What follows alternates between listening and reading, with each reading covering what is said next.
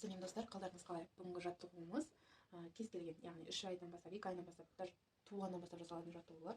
Яғни бұнда қақырын шығарсын, бала жөтеп тұрған кезде қақырын шығарсын арналған жаттығу. Ең алдымен қолымызды майлап аламыз, және майлап алған қыздырып отырамыз. Алдымызға тіземіз отырамыз, сол тіземіздің алдында бала жату керек, и басы төмен тұру керек. Қазір ұйықтап тұрған соң біз осылай жаттығуға тура келді. Қыздырып аламыз денесін. Бұл баланың қақырын шығару үшін, және танауындағы заттарды да шығару үшін арналған. Қыздырып аламыз. 1, 2, 3, 4. Қақырықтарын жібітеміз. Әрқайсысын 4 реттен немесе 6 реттен қыздырып жібітеміз.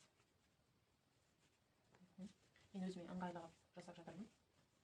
Қыздырып аламыз. Әрқайсысын жеке-жеке қыздырып, қақырықтардың шығуына көмек береміз. Ол қақырық сразу түспейді, 1-2 күннен кейін түсуі мүмкін. Және де мына қолымыздың ұшымен, яғни вибрация жасаймыз, қатты емес, жай ғана. Жаңадан туылған балаларға қатты жасауымызға болмайды. Бүйрек жағына, бел жақ дегендерге тиіспейміз. Өстіп қақырған шығарамыз. Және де қолымыздың жанымен вибрация жасаймыз.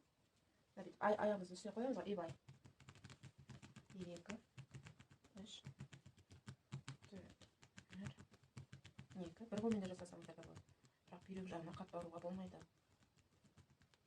Осылаймен 4 рет жасаймыз. Және қолымыздың ұшымен вибрация тоже. Біреуімен немесе екеуімен жасауға болады.